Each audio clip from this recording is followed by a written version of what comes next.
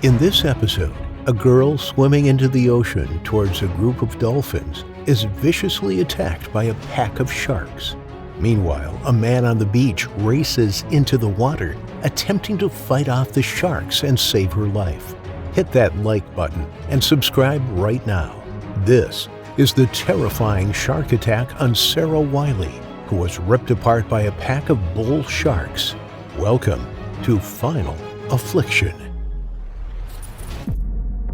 Most people know that if they're going to go for a swim in Australia, they will need to keep an eye out for a number of animals that might be waiting for its next meal.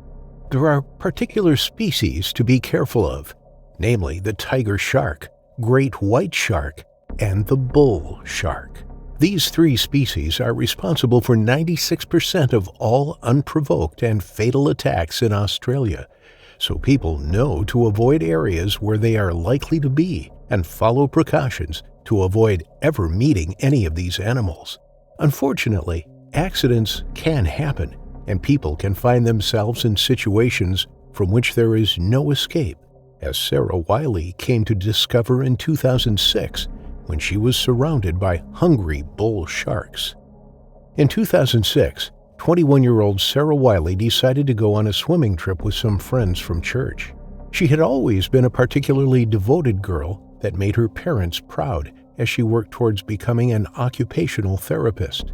That weekend, they all chose to visit Amity Point Beach, as they had visited several times in the past and knew the waters quite well.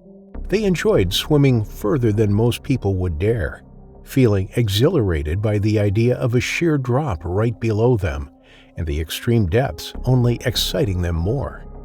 They regularly swam out into the Rainbow Channel, which allowed them to be alone in the water. But today, they planned to stick a little closer to shore. It had been quite stormy recently, so the sea was churned up with sand and debris, causing it to be more murky and intimidating than usual. But the girls weren't scared. However, they should have been. Little did the girls know, they were swimming directly into a hot spot for hungry sharks. Due to the stormy weather, there had been a lot of freshwater runoff, which had increased the amount of water. This all resulted in the drop-off from the sandbank being much steeper than usual, meaning that sharks would be attracted there to hunt. The place that they had decided to explore was also popular with fishermen, who were in the process of throwing the remains of their catches into the water, with blood and guts enticing the sharks to come and feed.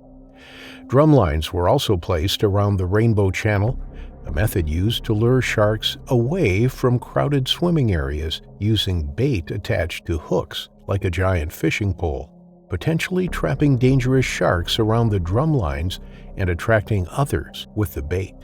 The group decided to start swimming in the early evening, hoping to catch the sunset as they swam around. The beach was relatively empty, with only a few families playing in the sand with their children.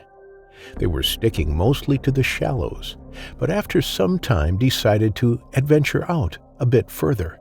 Sarah swam out with three others about 15 meters from the shoreline. They continued to swim and chat out there for a while, carefully treading water to keep themselves above the choppy waves. The water was still pretty clear, and they could see far beneath them, marveling at the fish swimming below them. After some time, Sarah decided she wanted to go even further. They could see a pod of dolphins far in the distance, and she wanted to see how close she could get to them, hoping they would swim closer to her. She swam out into the deeper waters of the Rainbow Channel, right past the drumlines and into darker waters. Sarah got about 5 meters away from her friends and intended to keep going when she was suddenly pulled underwater. Sarah felt the pain in her leg before she realized that she was no longer able to breathe. It was a deep, searing pain that took away any ability to process anything else that was happening. She tried to push off whatever was biting her and causing the pain, but it was too strong. She tried punching it, and that's when she felt another even worse pain in her arm. As she tried to move her arm away from the pain, she realized part of it was gone. She was in survival mode, with one shark attached to her leg and another trying to pull her apart, one limb at a time. She punched out with her remaining arm, and the same pain greeted her as the shark clamped down on it as well. Her leg was suddenly released, and she somehow made it back to the surface, her blood surrounding her and making it difficult to see anything else. She was fading from consciousness fast, but managed to shout out one thing that she knew would get the attention of her friends. "Shark!" They turned to look at her, thinking she was joking, but when they saw the blood gushing from where her arms should be and the look of terror on their friend's face, they knew that something awful had happened. Josiah Topoyu heard the screams from the beach and leapt into action. He had been spending the day with his wife and 5 children on the beach, but when he heard Sarah's distress, he knew something was wrong. Even if she was joking about the sharks, her screams portrayed genuine fear and that she needed saving. Without thinking, Josiah ran into the shark-infested waters and swam as fast as he could to the young woman. He had never faced a shark before, but he had heard of people kicking and punching sharks to get them away, so that was his plan. He just needed to get to her before the sharks came back to finish her off. The water got redder as he approached Sarah, who was barely able to keep her head above the water at this point. He scanned the area and couldn't see any sharks, but could see the injuries that they had inflicted on poor Sarah. He grabbed her and started to swim back to shore, taking extra care to keep her head above water, as she was slowly losing the ability to do so herself. He worried that she would drown before he got her to shore. He had to swim 15 meters back to safety, Sarah's blood surrounding both of them and pouring out of her body at an alarming rate. All Josiah could think about was how her blood was going to attract the sharks back to both of them. What happened instead was like something out of a Disney movie. The dolphins that Sarah had swam out to sea had surrounded them, protecting them from the surrounding sharks. The dolphins had created a barrier that the sharks couldn't pass. After a harrowingly long swim, they made it back to the beach and Josiah dragged her from the water. Sarah was now safe from the sharks, but her injuries still threatened her life. The people on the beach immediately wrapped Sarah's wounds, trying to stem the blood flow as it gushed from her arms. They could see how severe her wounds were.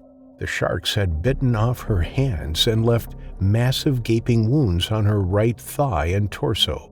All they could do was keep talking to her to try and keep her conscious, but she was slipping away fast, the whole ordeal quickly taking its toll on her body.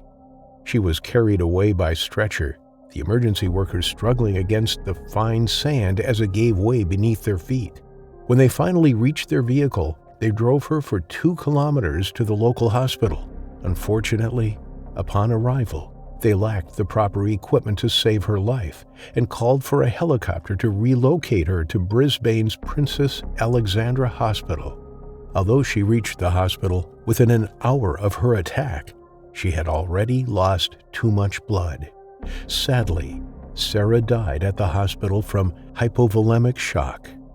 While Josiah was hailed as a hero who risked his life to save a stranger, others began the hunt for the sharks responsible. It was determined that Sarah had been attacked by multiple bull sharks. In the summer seasons, this species would often hunt in packs. They were prevalent in the Rainbow Channel, and the drumlines had been set up specifically to catch bull sharks.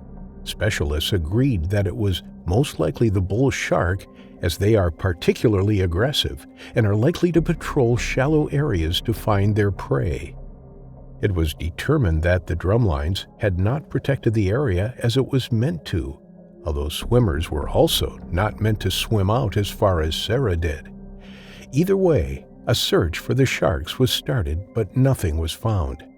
All that was left was for Sarah's family to put their child to rest. Josiah received a medal for bravery from Queensland Governor Quentin Bryce and still remembers the tragic event like it was yesterday. He is sure that she fought bravely, which is why her hands were severed by the sharks and she had tried with all her might to survive. To honor her, Josiah named his 6th child Sarah, in memory of the Sarah that God took away. Bull sharks are generally solitary hunters and don't typically hunt in packs. However, it is not uncommon for multiple bull sharks to be found in the same area, particularly in areas with abundant food sources. In these kinds of scenarios, they may compete with each other for food and attack the same prey, but they don't hunt cooperatively with each other like wolves or lions. However, humans being attacked by multiple sharks simultaneously does occasionally happen, increasing the odds of the victim meeting their unfortunate final affliction.